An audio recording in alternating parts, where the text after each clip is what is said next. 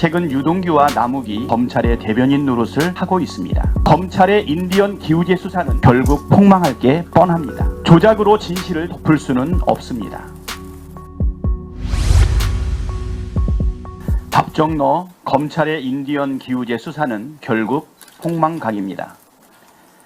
최근 유동규와 남욱이 언론 인터뷰를 통해 마치 부정한 자금이 이재명 대표에게 흘러간 것처럼 열심히 바람잡이 노릇을 하며 검찰의 대변인 노릇을 하고 있습니다.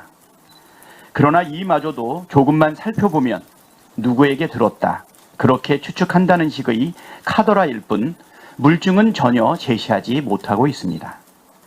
또한 이들의 주장은 검찰이 그동안 대장동 사건의 핵심 증거로 삼았던 정영학 녹취록과도 내용이 배치됩니다.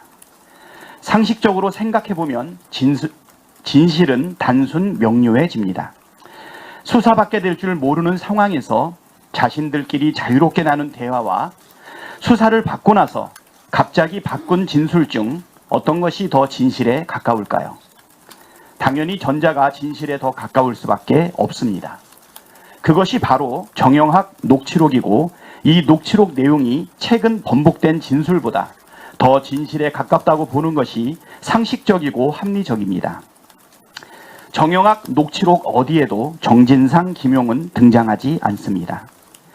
대장동 사건이 불거지기도 전인 2021년 2월 22일 녹취록에는 김만배와 남욱과 나눈 대화 내용을 정영학에게 얘기하는 대목이 나옵니다. 너, 나, 유동규가 주범이야. 너 남욱, 나 김만배, 그리고 유동규가 주범이라는 뜻입니다. 그럼에도 검찰은 1년 넘게 아무것도 나오는 게 없자 유동욱, 남욱의 신빙성 없는 번복된 진술을 근거로 이재명 대표를 범죄자로 몰고 있습니다. 인디언의 기우제 수사, 검찰의 인디언 기우제 수사는 결국 폭망할 게 뻔합니다. 검찰이 정해놓은 답이 정답이 아닌 오답이기 때문입니다. 조작으로 진실을 덮을 수는 없습니다.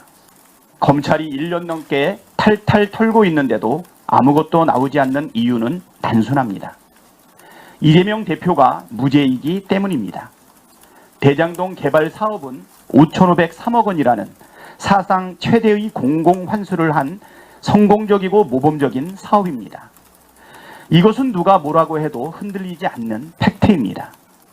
지금까지 대한민국 지자체가 행한 개발 사업에서 이렇게 막대한 금액을 환수해 시민들에게 돌려준 사례가 없습니다.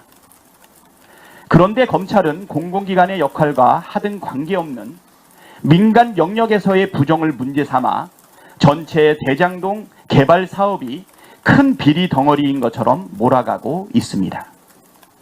마치 소나무에 송충이 몇 마리가 있다는 이유로 소나무 전체가 썩었다고 우기거나 누가 모래사장에 몰래 쓰레기 몇 개를 버렸다는 이유로 모래사장이 아니라 쓰레기장이라고 우기는 억지 주장입니다. 송충이는 잡고 쓰레기를 버린 사람은 찾아서 벌하면 그만입니다.